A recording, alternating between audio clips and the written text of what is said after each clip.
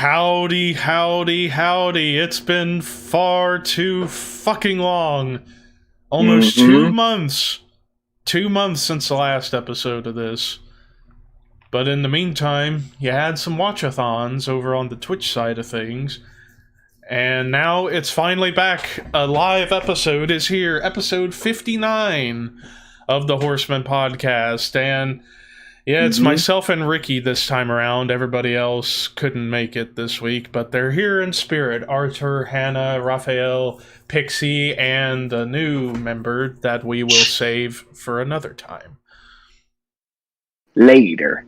But yeah, Yes. Apologies in advance. We've all been busy with life, work, school. It's a bunch of shit happening, but at least we have the time to at least bring you an exciting episode for this week, this coming week, which was an episode that we planned, I want to say, a couple of months in advance, or even longer, depending if I have to go back to the old archives and look at the old archives when we had this whole shitload of episodes ideas, which we still have a shitload of episode ideas, so don't you worry, this show is not going anywhere, because as long as Meta exists, as long as there's new bands coming up, new subgenres, more topics, we're going to bring you guys all of those. It's just going to take some time to bring those topics, because unlike the Shadow Code, where they do it weekly, we do it bi-weekly, because the majority of us are from the States and some of them are from Europe. So, again, time issues, time zones, different fucking time zones. We have like freaking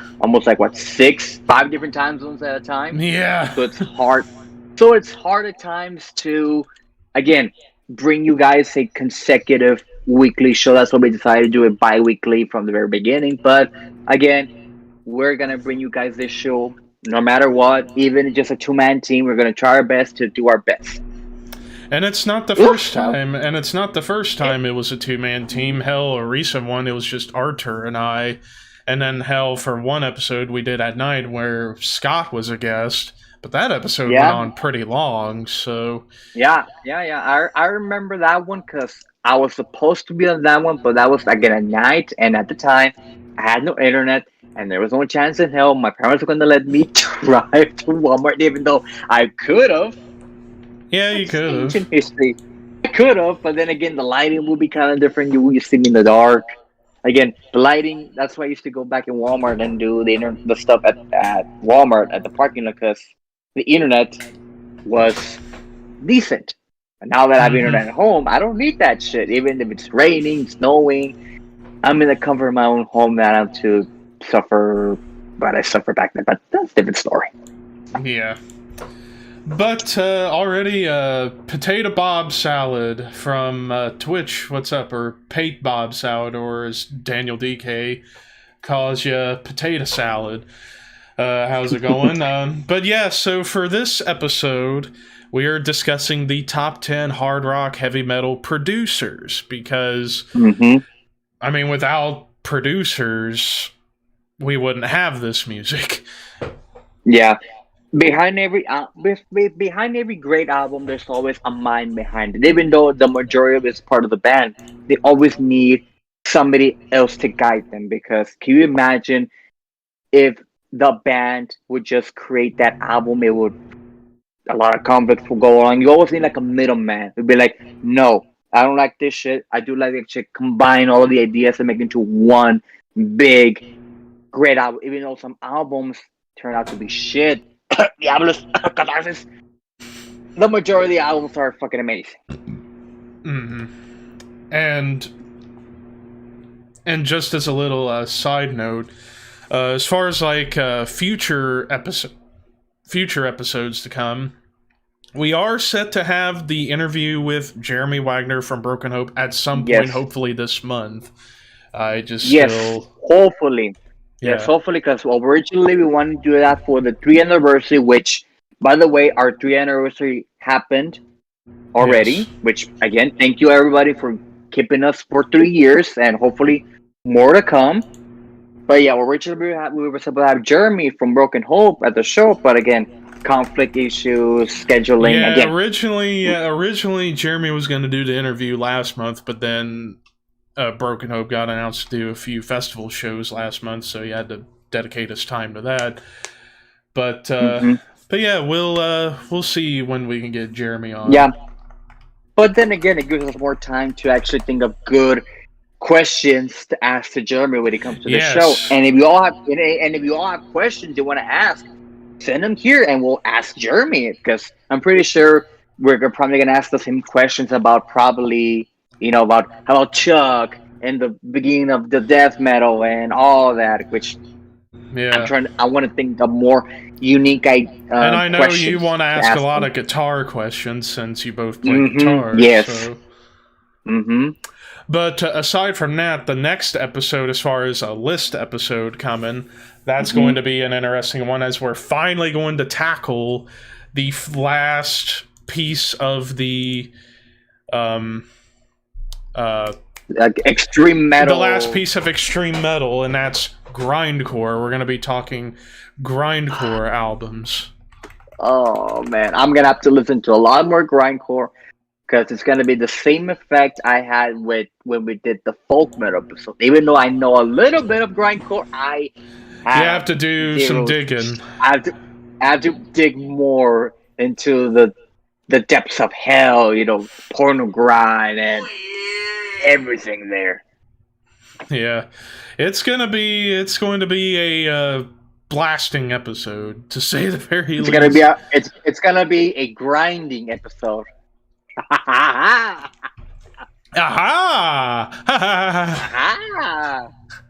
Damn you, Scott. All right, so for top 10 hard rock metal producers. So, yes, when it comes to producers, some people want to make it as polished as possible. Some want to make it as lo-fi as possible. Give or take, depending on how it comes out, is what matters. So, and also depending on the subgenre, because yes, if you look at a subgenre like black metal, sometimes raw is the way to go. Is the way to go. Just take a look like Dark Throne. Rodimus. Dark Throne. That was just raw production, which at the time it was okay production, because can you imagine the Dark Throne albums polished? No, it would be great. It would be great, but the rawness gave it that charm. Yeah, and this also brings up another. I know we might want to save that to the end about some even remasters, because also producers can also go back and remaster, which could be another episode, top 10 remaster albums, or just throwing out ideas. Yes. But with all that said, let's get to some honorable mentions. So I figured we'd begin with the people who are not here, their honorable mentions for this Alright, list. So let's see. Let me check. So Hannah had no honorable mentions, so we'll save her list to win her list. For Raphael, he only had 2. He had Austin Archery and Howard Benson. Not really familiar with those two main names. I know about Howard Benson. Howard Benson, he's basically done a lot of like the post-grunge hard rock stuff like Hailstorm and Shinedown and those kind of bands. Alright, and for Arthur's honorable mentions, he actually had quite few producers. Michael Wagner, which is a great choice. Andy Wallace. Hopefully I can say his name. Dieter Dierks. I think I butchered that. Sorry about that. Daniel Cardoso. The man, the myth, the legend, Dan Swano. Fleming Rasmussen. Sorry, there's something that are really Rasmussen. Walterman Forsta. Again, there's some names that I'm like, ugh. Yeah. Rick Rude, of course, Rubin. He had Terry Date. And I wasn't gonna bring up this, but the whole Kevin Shirley thing, it's the big elephant in the room. I mean, we could probably discuss that in an entire episode about it, but Kevin Shirley gets a lot of shit for making the Maiden album too clean. Making him too clean, even though Kevin Shirley is a great producer. He is great. He's not like top 10, top 5. He's maybe top 30, 20. top 25 producers. But give the guy a break. If you listen to Senjutsu, which is a phenomenal album, please give it a shot. Don't go hating it right away. It'll grow into you. Trust me. I mean, look at Brave New World, A Matter of Life and Death. Those were heavy productions right there. Mm-hmm. And Shiri Kitten, how you doing? I don't know too many producers, just the dude that fucked up the Metallica album, Bob Rock. Insane Anger. Which I find funny. Bob Rock, he's actually... I'll get to him in just a moment, but yeah, it's funny. He's responsible for the best analog production and the worst digital production. Mm-hmm. Which is really funny. Mm-hmm. Oh, no, not that one. I guess maybe we'll point him out. Rick Rubin. Death Magnetic. Well, the production, if it wasn't so loud and distorted, it would have been great, but... Yeah, that was a problem. I mean, Death Magnetic was a great album, but again, like you said, it was a bit too high. Yeah, too high. I don't even think it was polished. I feel it was a bit more gritty. It was just a problem. It was just too. It was just too loud and too distorted. Yeah, that's what I'm going to say. It was a bit too distorted. Which, to be fair, I mean, the band at the time was coming back from, making an album from Zen Anger to Death Magnetic, which was like almost 7 years. So give the band a break at times. Mm-hmm. Yeah. But yeah, so now to our honorable mentions. Ricky, I'll let you begin. Alright, so I have only 3 honorable mentions. First one, and I also forgot to mention, sometimes producers can be a little bit confused with engineers. At times. I know what happened? Like, honey, come on. Oh, you didn't you? Of course, I should have seen this coming. Of course. Gotcha, Ricky. I had to get you somehow, bub. Yeah. But again, sometimes engineers could be confused with producers, which at times it's almost the same. And the reason I say that is because one of my honorable mentions is mixers. Yeah, one of my honorable mentions is Tony Alleman, who actually. I know you like. Honey, what happened this time? Oh, damn it, Levi! Well, you get your double dose of Zepgasm today. But yeah, just a little gift to the people watching over on Twitch. But continue. Yeah, but alright. Tony Alleman, the guy who was behind the first 3 Sabbath albums. Oh yeah, Tom Allum. Yeah. Yeah, and was responsible for Judas Priest's success from British Steel to the live album. Took a break and came back for Firepower, along with another guy we're going to probably talk about later. Yep. Which, again, to come back that strong from that strong catalog and come back and make a bigger album, that takes a lot of guts and balls for a guy of his age to have the talent that he has. Absolutely. Mm-hmm. And I'm guessing David's going to get something from his shelf. What could it be? I'm going to get quite a bunch of stuff for some of these, but you got any more? Yeah. Archer mentioned honorable mentions. Flaming Horsemen, the guy who legendary produced Ride the Lightning, Master, and of course, Injustice for All.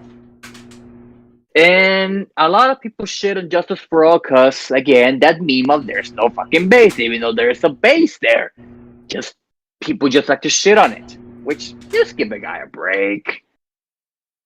I mean, they're fucking amazing albums. I mean, both the brother-sister of Ride the Lightning and Master of Puppets, one more duality can be perfect. Mm-hmm. I mean, there must be answer rather. And my last honorable mention is Sammy Coco, who he produced the first 3 Swallow the Sun albums. More Than Ever Came, The Ghost of Love, and Hope. A bit more melodic death metal oriented, but again, it gave what the band was barely becoming their own in Dev Doom. It helped them get their sound together. But again, great albums, a bit polished, which again, I don't mind some bands being polished or too perfect, but at the time, it was what it is. So those are my two honorable mentions. All right, now for my honorable mentions. First, Terry Date. I mean, it's obvious. I mean, he's done so much, and he's still going. He's been going at it since like the mid to late 80s, and he's still producing killer albums. One thing I forgot to mention is that we can bring up three favorite albums from each producer. So for Terry Date, if I had to choose three favorites, it would be Soundgarden, Louder Than Love, Pantera, Cowboys from Hell, and I'm trying to remember a third one off the top of my head. Oh yeah, I can't remember the title, but he did an Unearth album in the mid 2000s that was really good. I forget the name of it. I think it might have been Oncoming Storm, I believe, is what it was. I'm blanking out. I'm just blanking out right now. But yeah, Terry Date is in there. Next up, because I went to the shelf to grab him for this next one, and that's Colin Richardson, who is... Oh, did you forget about him? I forgot about him. Fuck me. But yeah, Colin Richardson, I mean, he's done everything from grindcore to death metal to new metal to metalcore. He's been in the game for a long time and he's still going. Now, my three favorites, and I like his style, like he wants to bring out the heaviness in everything he touches. Now, as far as my three favorites, first, Massacre from Beyond, which he went to Morrisound to produce it with Scott Burns mixing. Then we got Bolt Thrower to Fourth Crusade. Yeah. And lastly, Fear Factory Demanufacture. All three are completely different. So different from one another. Massacre being more death thrash, Fourth Crusade being more death metal, borderline death doom, and then industrial with Fear Factory. So Colin Richardson's up there. Next up, Jason Sukhov, who's a more new school guy. He does a fantastic job working with many bands, especially around in Florida. He's kind of like, he as well as Eric Rutan are like the modern day Morrisound producer masters because they help out so many bands. And the three albums for Jason Sukhov, Trivium's Ascendancy, I really love that album and how it sounds. Job for a Cowboy, Sun Eater, the last Job for a Cowboy album, and Death Angels, The Evil Divide, which was 5 years ago. So yeah, three different styles. Trivium being more that thrashy, melodic death metal, groove metal thing. Death Angel, thrash, and then Job for a Cowboy, Sun Eater, prog death metal. So he does a good job at making everybody sound as good as possible. Next up, Sherry brought up with Death Magnetic, and we talked about it a bit, Rick Rubin. Yeah, I mean, you can't deny, despite Death Magnetic, you cannot deny Rick Rubin's production, especially considering where he came from. He came out of the hip-hop world in the mid-'80s, started Def Jam Recordings / American Records, and who's the first metal band and album he does? Slayer, Rain and Blood. Your Blood. Yeah, and then he would start... that album. And he made that album sound so heavy, it sounds more like a 90s album than an 80s album. That's how heavy and creative was done. And then that snowballed him to do other metal bands and hard rock bands, like he would do The Cult and so many others, including two other favorites, Danzig's first album and Black Sabbath 13. And he was a part of the AC/DC's Ball Breaker, which I was like, to amazed that Rick Rubin AC/DC. Fuck me. Yeah. Next up, we're going to go some black metal, and that's Python. The legendary Python, who had done like most of the big Norwegian black metal bands back in the early to mid 90s. And the 3 albums, all so different. De Mysterious Dom Satanas, In the Nightside Eclipse, and Enslaved Isa. Which this one's very different from these two. Well, they're all different. I was gonna say, like Mayhem, straight up brutal, super fast, and then Emperor, the more epic, bombastic, symphonic sound. And then Isa, this was 2004 when this was done, much more cleaner, and also Enslaved, this was when they went prog black metal.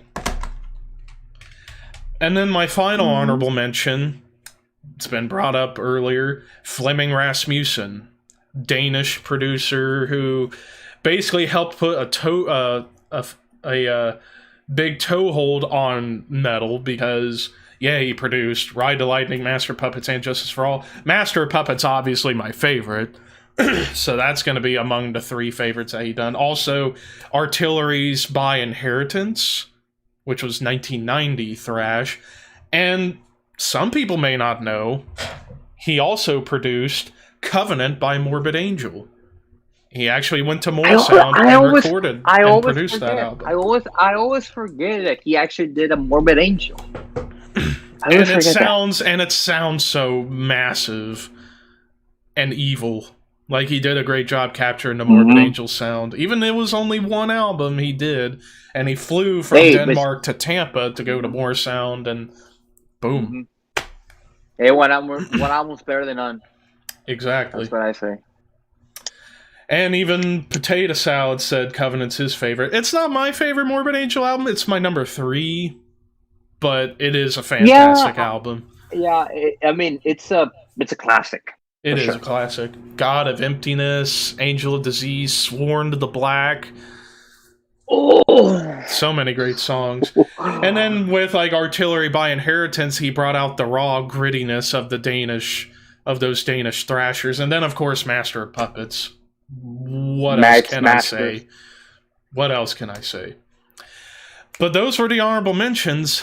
Now it's time for the actual top 10, and let's begin with everybody who's not here, their lists.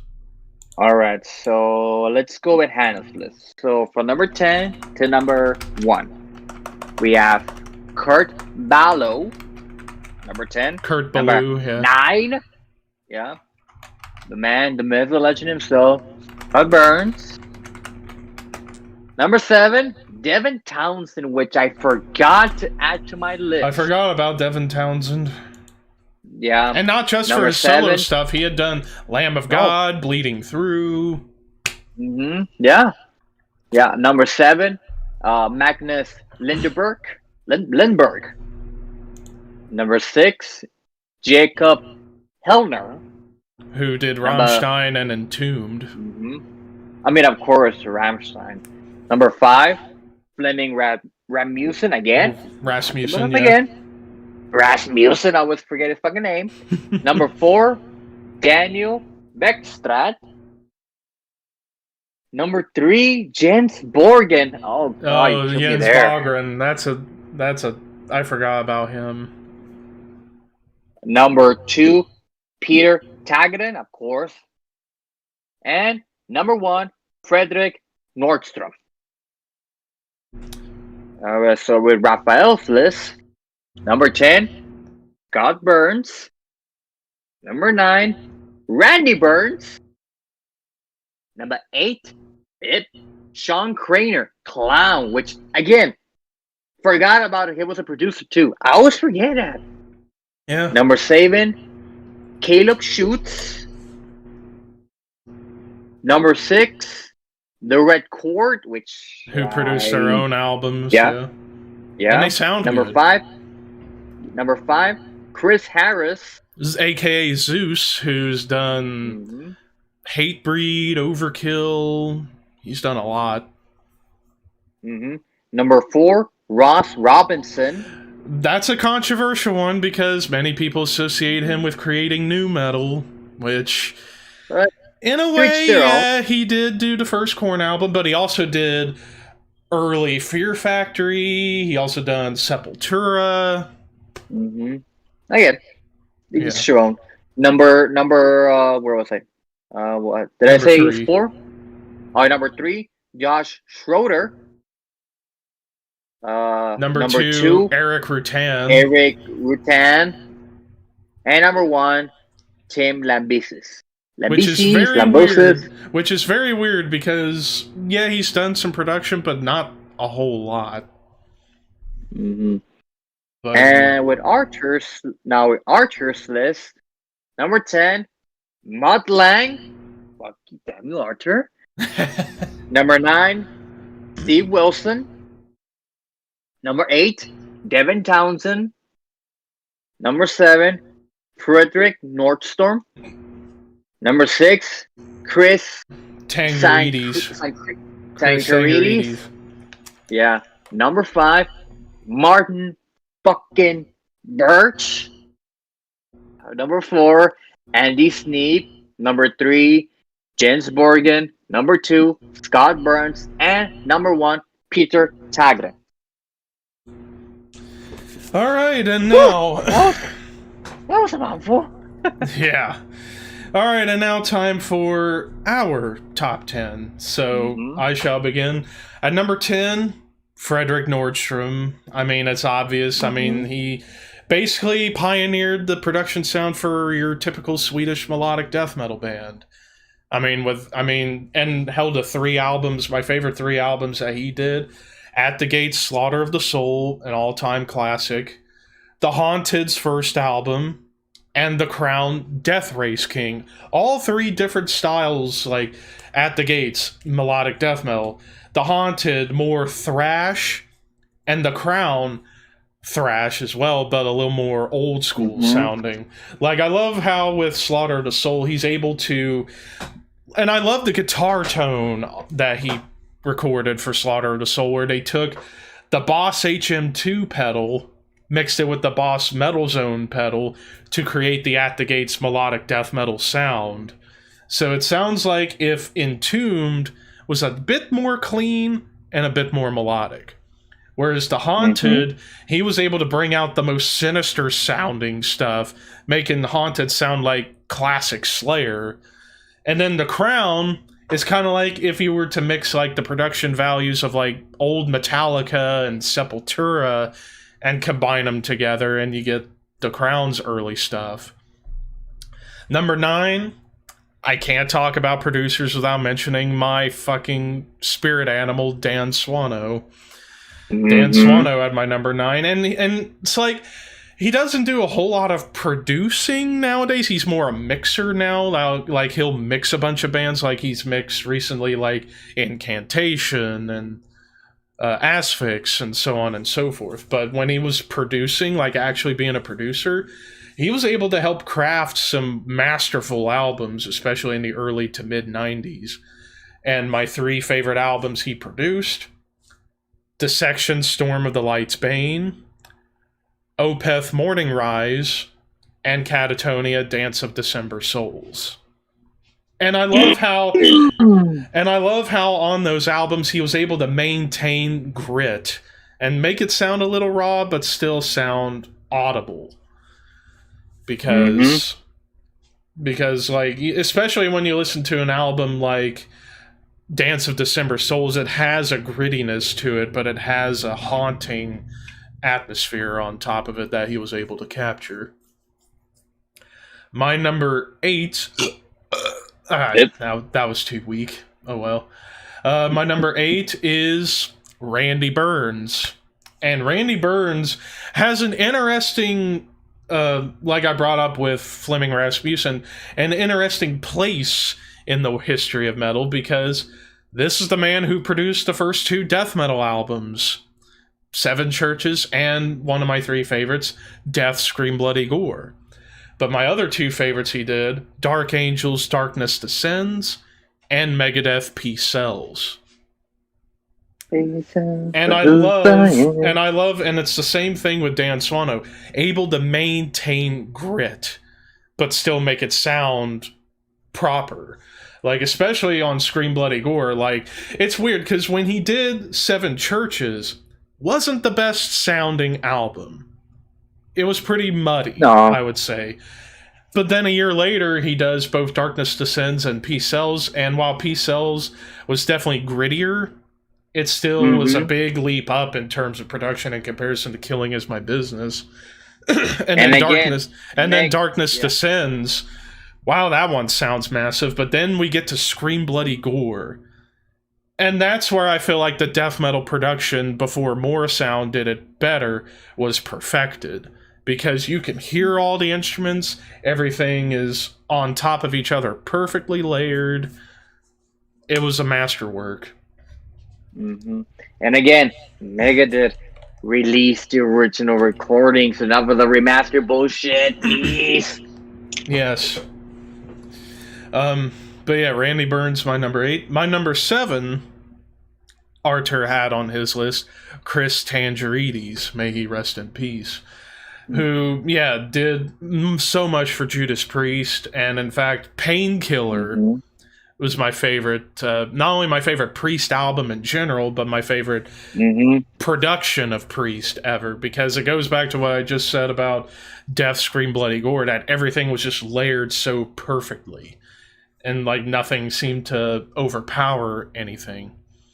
My other 2 favorites he did, Forged in Fire by Anvil, and for us old school classic rock fans, Thunder and Lightning by Thin Lizzy, the final Thin Lizzy album.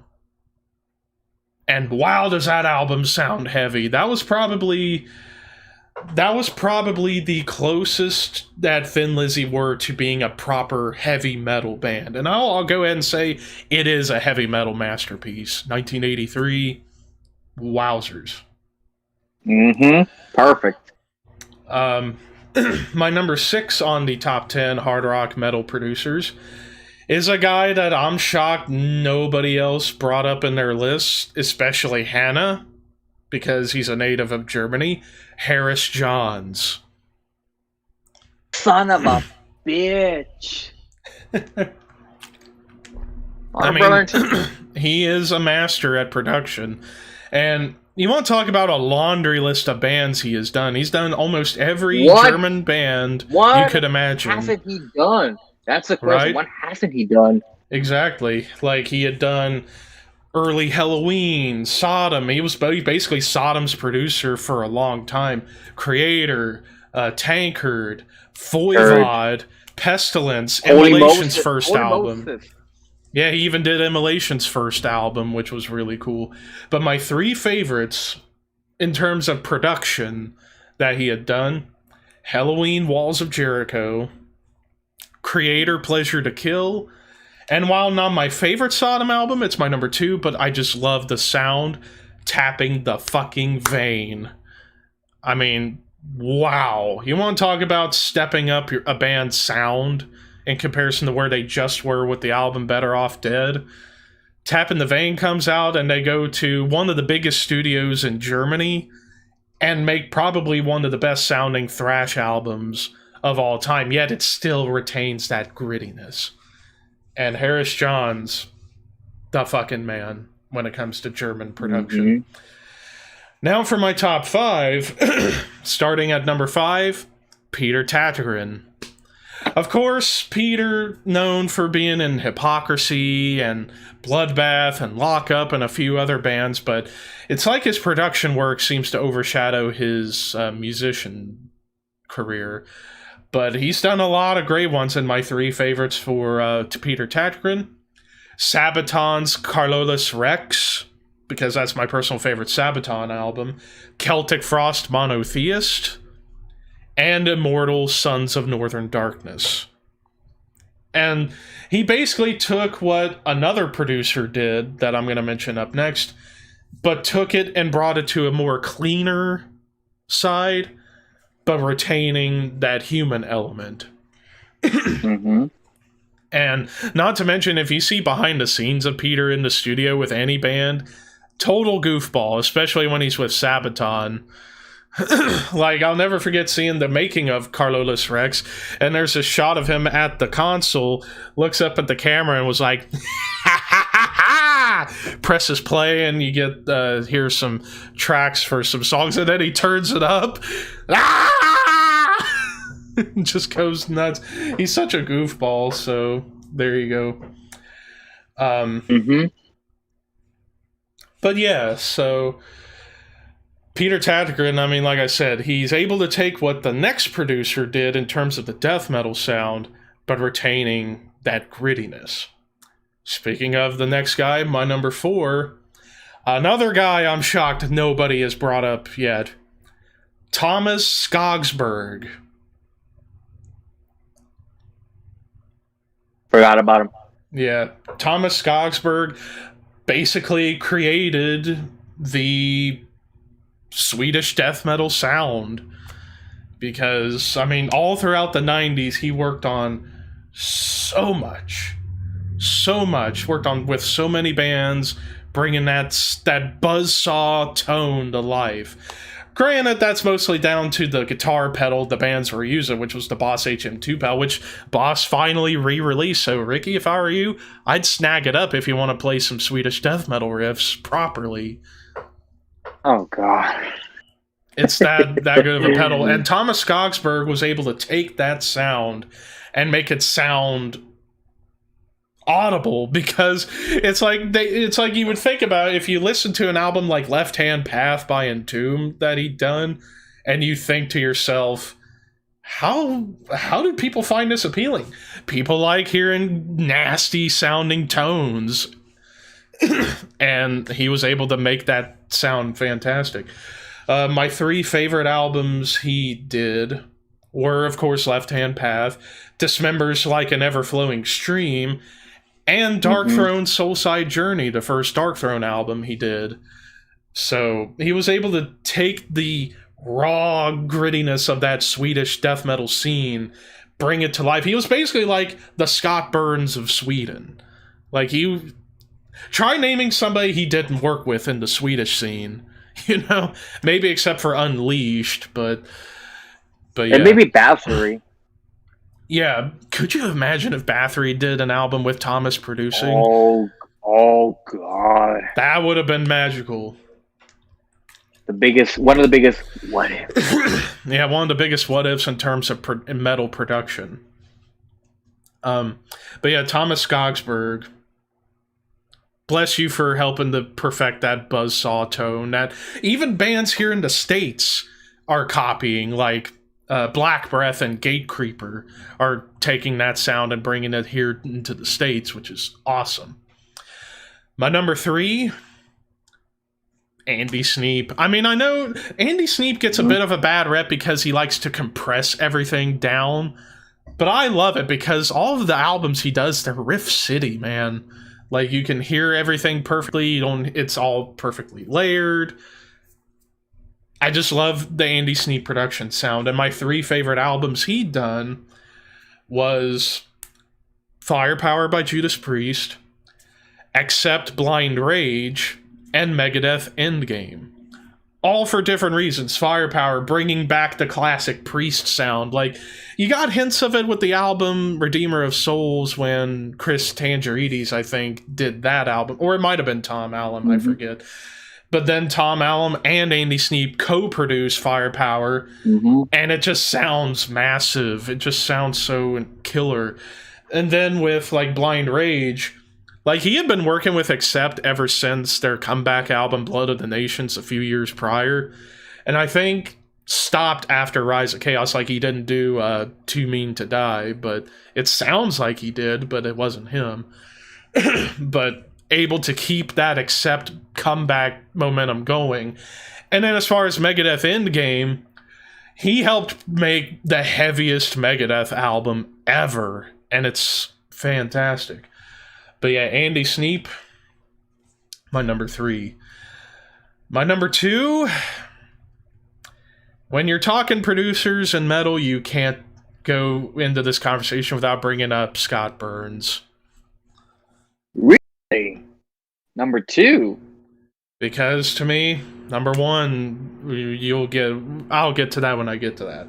Mm-hmm. But yeah, Scott Burns, I mean, yeah, he got a bad rep in the Norwegian scene, but then again, a lot of them Norwegian people are dumbasses at times because guess what? The guy was just doing his job, Euronymous.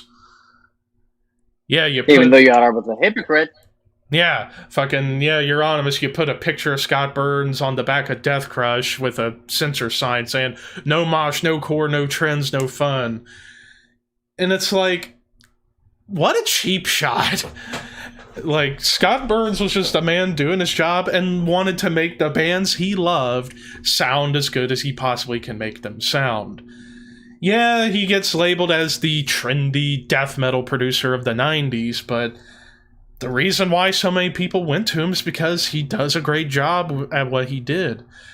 As far as which albums, now, if you're new into Scott Burns' production, here are the 3 albums I think you guys should check out if you want to hear Scott Burns' production. Obituary Cause of Death, Sepultura Arise, and Cannibal Corpse The Bleeding. 3 totally different styles, Obituary, that gruesome sounding slow death metal that borders death doom at times. Sepultura Arise, amazing thrash. And then Cannibal Corpse The Bleeding, one of the most brutal sounding albums that you can ever hear. And again, going back to what I said, even though, yeah, he makes them sound as good as possible, still retaining grittiness. Now, as far as my number 1, Ricky's wearing the shirt. Number 1, Martin Birch. Mm-hmm. I mean, here is a guy that started out in the mid to late 70s, was kind of on and off producing for different bands, but then 1981 comes and he gets to work with Iron fucking Maiden. And the rest, as they say, is history. I mean, he produced everything for Maiden from Killers through Fear of the Dark, and they all sounded incredible. Now, as far as which production I like the most from Maiden that Martin Birch did, I'd have to go Number of the Beast. And then as far as other 2 favorites, Black Sabbath, Heaven and Hell he did, and Rainbow Rising. I think that was one of the first ones he did, too. And all 3 of those albums sound incredible. So, my number 1, Martin Birch. Ricky? All right, so my number 10, I'm going to go with Rick Rubin. Again, like you mentioned, Levi, Rick Rubin coming from the hip-hop world and recording, a heavy metal band like Slayer being his first crack at heavy metal was a big undertaking. Again, this wasn't the Slayer that we know right now. This was barely baby Slayer. This is the Slayer that by that time was already releasing Hell Awaits and the Haunted the Chapel EP. We didn't know the amount of magnitude that Rick Rubin would have on Slayer in creating a beast of an album like Rain in Blood. Not to mention also, he also worked with Danzig, the first Danzig album, which at the time, he just got out of the Misfits. We needed a new fresh sound, and again, helped revitalize Danzig's career. And he also helped the Man in Black himself, Johnny Cash, do the American recordings 1 through 6, which are one of my personal favorites of his revitalize his career. Again, Rick Rubin, I like to give him shit for all the stuff he said or done, but I mean, he's up there like in the top 15 metal hard rock producers, so give him a break. Yeah. My number 9 is actually Andy Snip. Now, a lot of people right now know him as the guy who replaced Glenn Tipton and Judas Priest. Glenn Tipton and Judas Priest, but before that, he was in a little unknown band that a lot of thrash metal people that it's called Sabbath, not Sabbath, without the H. Yep. Sabbath, which he was a fucking amazing guitarist. He's fucking underrated guitarist. After that, he went to the production side of heavy metal, which again it gets to show us that a lot of musicians have more talents in the studio. He did, of course, my top 3 personal favorites. He did Opeth Deliverance, which I know I'm shocked they didn't mention about Deliverance. That's true. Yeah, he also did, of course, Firepower, which again brought the heavy metal back to Judas Priest. And if I remember correctly, yes, he also did Violent Revolution by Creator, which again, it helped Creator into this new sound that they have more grittiness, more balls to the wall sound, which I'm happy the Creator got back to that sound, even though the 90s stuff was I don't want to talk about the 90s stuff. It's leave it there. After Coma of Souls, After Coma of Souls, yeah. So that's my number 9. My number 8, it's actually Bob Rock. If you think which is weird.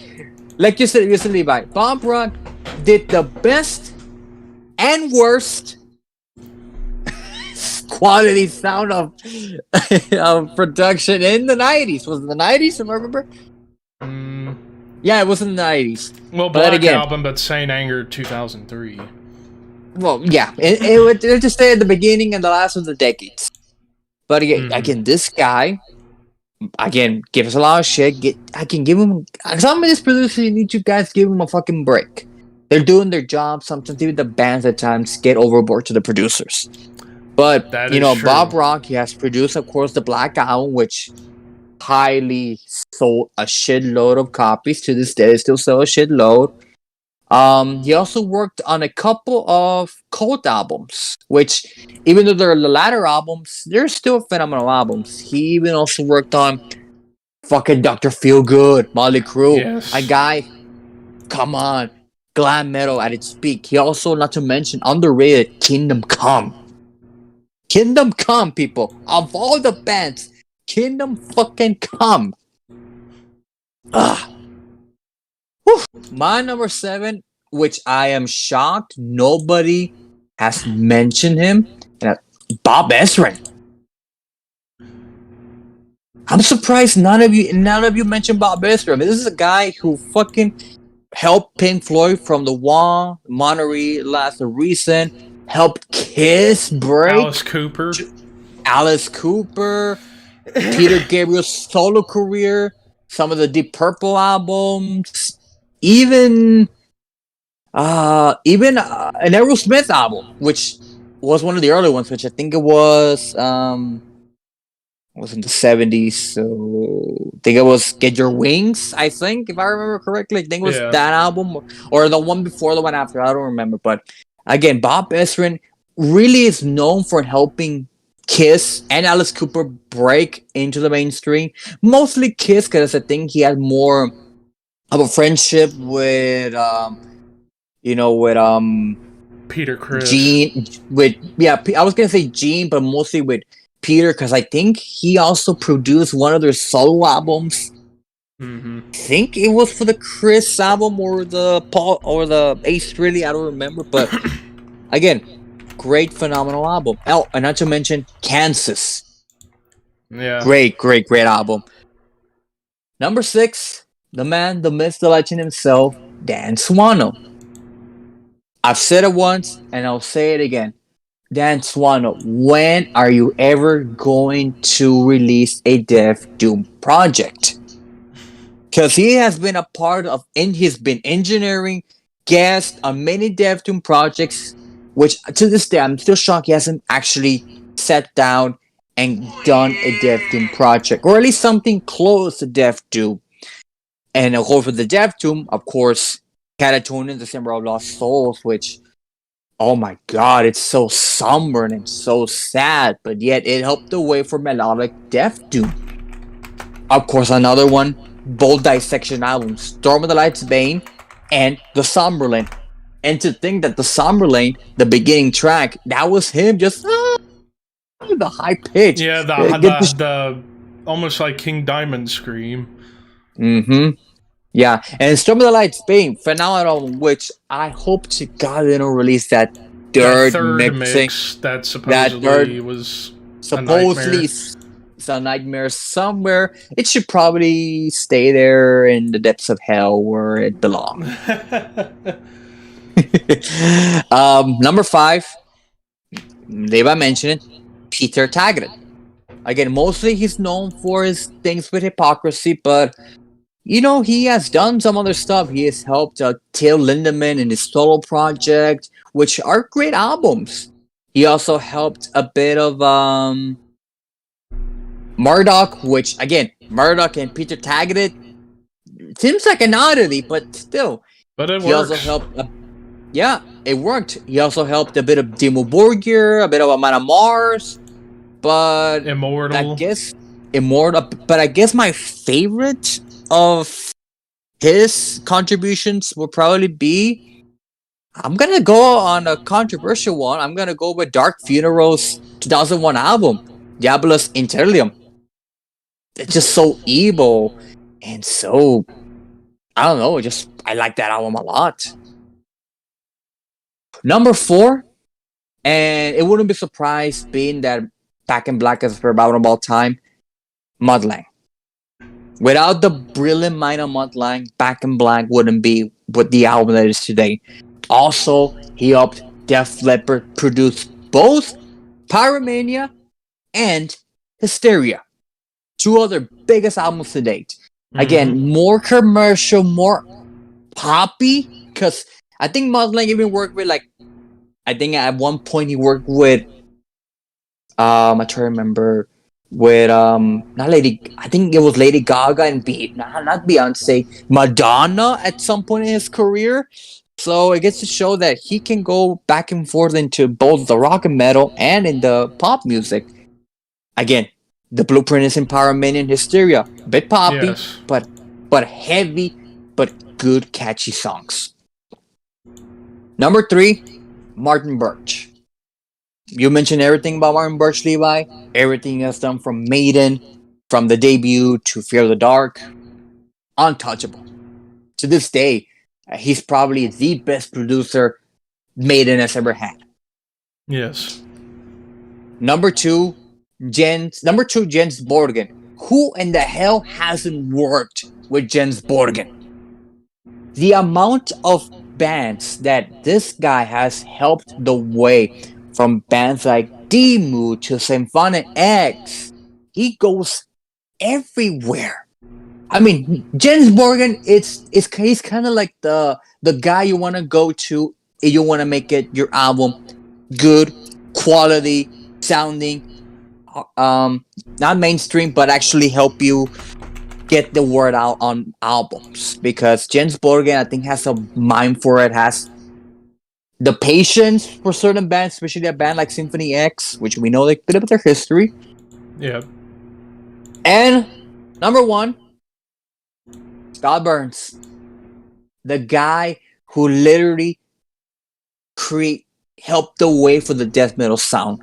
Everything from Cannibal Corpses to Eliminated to fucking Vile to Atheist to Death Leprosy, all the way to freaking Individual Thought Patterns. And I know there's some more albums. I think I know you know more Scott Burns than I do, but also he did Aborted, if I'm not mistaken. No, he didn't do Aborted. By the time Aborted came out, he was done with production. Oh yeah, but again, just think about it. In the early 90s, who had the best sound for death metal? Scott Burns.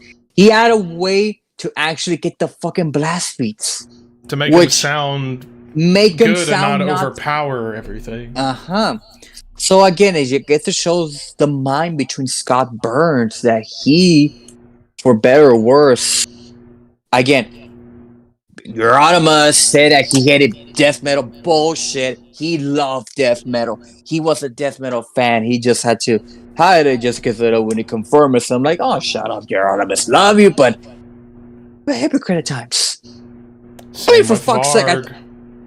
I mean, I think Deadlight Silence first album release was a death metal band. Death thrash with Merciless the Awakening. Yeah, But, I mean, it was but more still, thrash, but it was death metal too. But yeah, But still, the proof is in the pudding. yeah. Number 1, Scott Burns. And now time to piece together the final 10. Oh, man. fuck me. So we had a lot in common that way. A lot in common. I think So- the safe bets. I think the safe ones that are bet staying are Scott Martin, Andy, Peter, Let me just write. and Yin. So Scott Burns is in. Martin Andy Birch is Snip in. Andy Snip is in.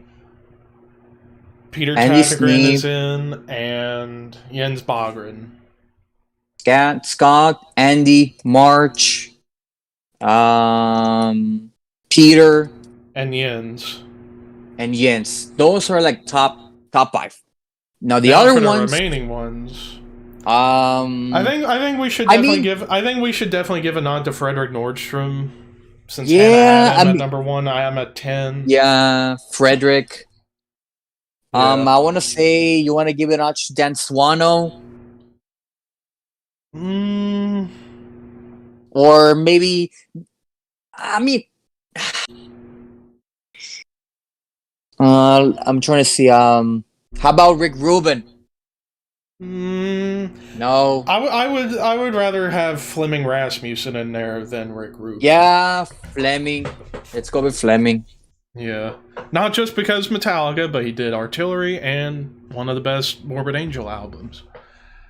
So right now we have, in no particular order, Scott Burns, Andy Snip, Martin Birch, Peter Tagrant, Jens Borgen, Frederick, and Fleming. All right, so that's already 2, 4, 2. That's already 2, 4, 6, 7. So we need 3 more. Bob Esrin, Bob Rock. What else did let's see, what else? You know what? I think for one of them we should put Chris Tangeridis in there as a bit of like a tribute for him. Considering both Arthur and I had him pretty high. Yeah, I forgot about Chris Tangeridis. Yeah, I mean, Priest, Anvil. Hell, he even did an Overkill album at one point too. Yeah, he even did the Anthem albums. So we got 8 out of the 10. Yeah, so final 2. Final 2. See what else did we mention? Let's see what I'm trying to see what else we was adding. Mutt Lang. Yeah, I could go with Mutt, mostly because of his work with AC/DC and Def Leppard. And then for the last one, I'm torn now between Dan Swano or Harris Johns. It's between those two. Leave it to the poll. Leave it to the chat. Yeah, we're gonna put up a poll for those who are watching on Twitch.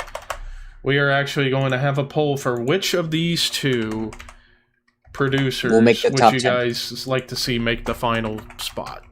Which producer goes in? Oh, I have got to work on my typing. Which producer should go in the final 10? And it's down to Dan Swano, not Swanee, Swano, or Harris Johns. Alright, so there we go. So we got the poll up, and already we got a vote 50-50 so far. Well, this is going to get close. I love them both, but it's like, making me have to choose. Like I said, Rick Rubin, top 15, top 20, but not top 10. Yeah. Bob Esrin, again, I love Bob Esrin, but again. Same with Bob Rock. Same thing with Bob Rock, yeah. Even Terry Dade, Colin Richardson, there's quite a few. I mean, hell, And I actually completely forgot about Steven Wilson. Not just because, he had done Opeth, he also done Orphanland and a few others. Mm-hmm. And I'm pretty sure there's some producers that we even forgot about. Yeah. Like, I'm trying to remember. Damn it. Yeah, like, fuck. Ladies and gentlemen. Bill Matoyer is a good one. He did a lot of thrash stuff in the 80s. Yeah. Yeah, ladies and gentlemen, only metal nerds know the producers. That's a good thing. That's a good thing about physical media. You actually get to know who did what. Mm-hmm. Which will be a point you better do the physical media versus digital media episode in the future. Because I think it will be a good episode about, tape trading, CDs, vinyls, Cassettes, yeah. Digital, Napster, the whole Napster thing. Yeah. Alright, so it looks like it's going to end in a tie. So I think to break the tie, I think we should go with the one who's had the bigger legacy, and that's Harris. Yeah. Because I love Dan Swano's production to death, and I love Swano in general, but I mean, Harris Johns, like I said, look at the laundry list of bands he did back in the day. Yeah. Sodom, Creator, Tankard, Voivod, Halloween, Immolation, Pestilence, I think even Destruction at one point. Celtic Frost at one point. He'd done so much. Not to say Dan hasn't, but...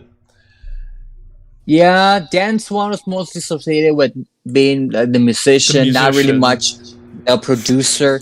But then again, nothing against Dan Whereas Swano. with Peter, it's like the opposite. He's more known for his production work than his being a musician. Okay, so now we have the 10. Now we need to think of the order. I think number one we should... I think number one... you want to go... I think you want to go bottom up. Yeah, let's go bottom up. I think at 10, Harris Johns is safe at 10. Yeah, I think... I'm okay with Mutt Lang at number 9. I think... Yeah. He can stay there. Number 8. I think that could go to Chris Tangeridis. Yeah, I think Chris. I guess number 7 could be Fleming. Fleming Rasmussen. Yeah. And then 6, Frederick Nordstrom. Frederick, yeah. So the top now the top 5. I think 5. That goes Jens Bogren at number 5. So number 5, Jens. Yeah. So now between Martin, Scott, Andy, and Peter, I think 4. Let's give Andy? that to. You want to give it to Andy, or you want to give it a? I think we should give it to Andy, and then 3, Peter. Now the top 2, Scott versus Martin. You want actually gonna so in terms, I have to think about this more. In terms of legacies, Scott Burns has worked at more variety of death metal bands. Martin is mostly known and thrash. For classic metal. Martin is mostly known for the Maiden catalog, and I always forget what it was. I know he also did other albums. I think he also did a Fleetwood Mac. Yeah, and I also brought up, he done Heaven and Hell, he done Rainbow Rising. Yeah, he did the first 1, 2, 3, 4, 5 Fleetwood Mac albums. He also was part of Machine Head, Made in Japan, Burn, Made in Europe, Rainbow Rising, Richie Blackmore's Rainbow, Long Live Rock and Roll, Whitesnake, Black Sabbath. You know what? Yeah, Martin Birch. Yeah, I think Martin Birch goes number 1. Scott Burns. Yeah, let's give it the top to Martin and number 2 Scott. So, ladies and gentlemen, the final top 10 for top 10 hard rock heavy metal producers. At number 10, we have Harris Johns. Number 9, Mutt Lang. Number 8, Chris Tangeridis. Number 7, Fleming Rasmussen. Number 6, Frederick Nordstrom. 5, Jens Bogren. Number 4, Andy Snip. 3, Peter Tagrant. 2, Scott Burns. Number 1, Martin Birch. Woo! that was a lot to unpack. That was a lot to unpack, and we actually got a full hour out of it. Yeah, I didn't think we was going to get a full hour out of it, considering it was only two of us, but still, we managed to pull it off. Mm-hmm.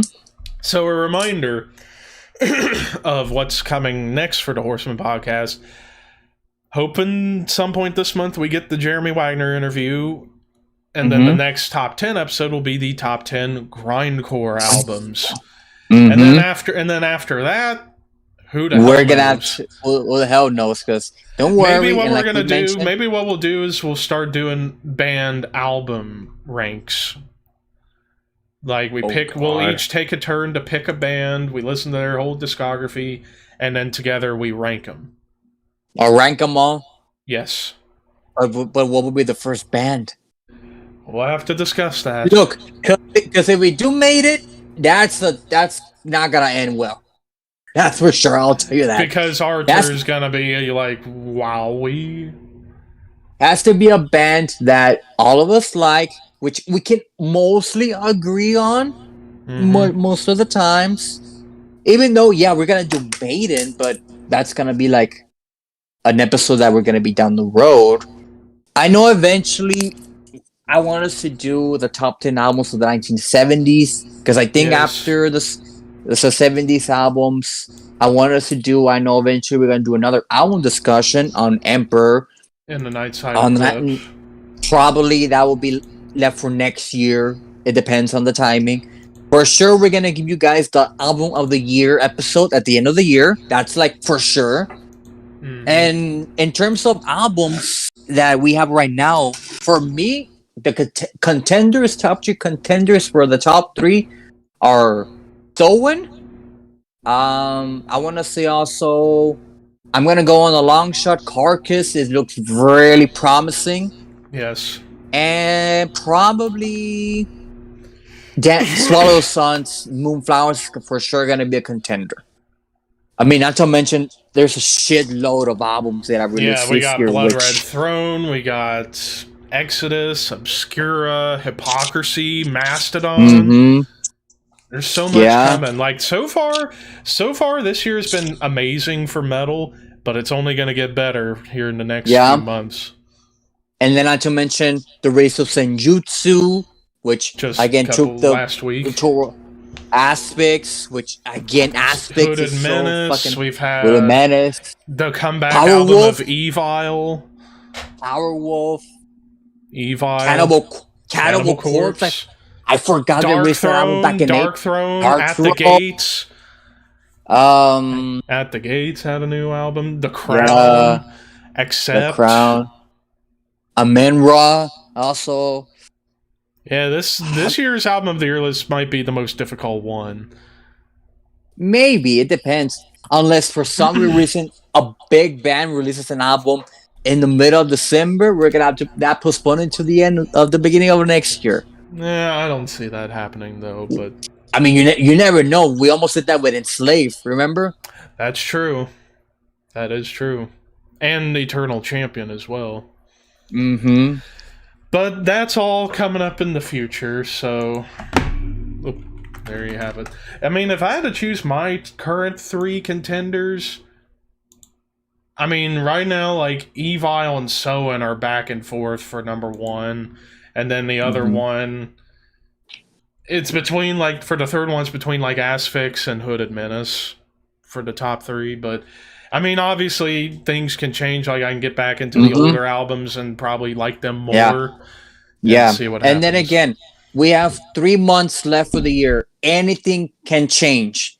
For all we know, a band that we are not expecting album to release could immediately break the internet. You know, for all we know, Carcass could be literally the best album of the year. And honestly, and considering how fantastic the Despicable EP was, and how 3 of those songs were songs they felt were not quite good enough to be on Torn Arteries, yet those songs were great, makes me think Torn Arteries might be the best album they've ever done. Even though it's going to be difficult to try and surpass Surgical Steel, because that was brilliant. But we'll see. We shall see. But yeah, that pretty much kind of wraps up this episode for the most part.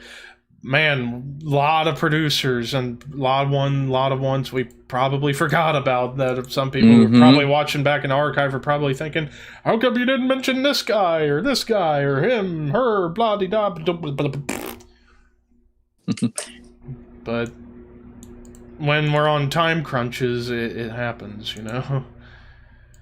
But yeah, as far as like where's everybody else been? Well, Arthur and Hannah, they're busy with work. Raphael, don't know what happened with him. Pixie, probably asleep. And then our new host, who we're going to wait until a future episode to reveal. I just hadn't heard back yet, but we'll see. Yeah, but we're still in communication. We talk literally almost every day. So don't worry about that. We're still talking every day. We're still good friends. But yeah, end of the year, hopefully we can have everybody by that time. Because also, the tradition of the gift giving. Yes, for Christmas. That's going to be fun. But yeah, thank you guys for watching. Over to people who are watching on Twitch, we're doing a raid, so go show this person some love. But here on YouTube, we're signing off. So until next time, horns high, and we will see you later.